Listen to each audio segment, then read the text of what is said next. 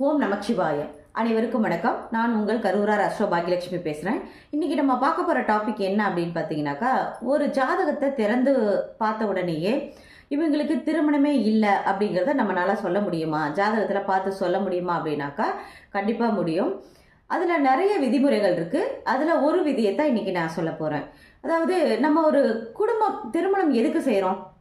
நம்ம ஒரு குடும்பமாக வாழ்கிறதுக்கு, குழந்தை பேர் கிடைக்கிறதுக்கு, நம்மளுடைய வம்சத்தை விருத்தி பண்ணுறதுக்காக தான் நம்ம திருமணம் செய்கிறோம் இல்லைங்களா? அப்போது காலச்சக்கரத்துக்கு 7க்கு ஆதிபத்தியம் பெற்றவர் தான் சுக்கிர பகவான். அதாவது 7ஆம் இடத்தை தான் களத்திரக்காரகன் அப்படின்னு சொல்கிறோம்.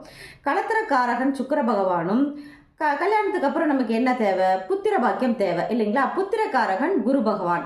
இவங்க 2 பேரும், சுக்கிரனும் குருவும் 2 பேரும் ஒருவருக்கொருவர் 6, 8, 12ன்னு சொல்லக்கூடிய மறைவு ஸ்தானங்களில் இவங்க மறைஞ்சிருக்க கூடாது. அப்படி மறைஞ்சிருக்காங்க அப்படின்னாக்கா அவங்களுக்கு திருமணமே இல்லை அப்படிங்கிறத நம்ம சொல்ல முடியும். இல்லை, என்னுடைய ஜாதகத்தில் அந்த மாதிரி தான் இருக்காங்க, சுக்கிரனும் குருவும் 6, 8, 12ல் தான் இருக்காங்க மறைவு ஸ்தானங்களில், ஆனால் எனக்கு திருமணம் ஆயிடுச்சு அப்படின்னு ஒருத்தர் சொல்கிறாங்க அப்படின்னாக்கா அவங்களுடைய ஜாதகத்தில் பாருங்கள், இந்த 2 கிரகத்தில் யாராவது ஒருத்தர் வக்ரமாக இருப்பாங்க. அப்படி இருந்ததுன்னா அவங்களுக்கு திருமண பாக்கியம் உண்டு அப்படிங்கிறத நம்ம சொல்லலாம். நன்றி, வணக்கம்.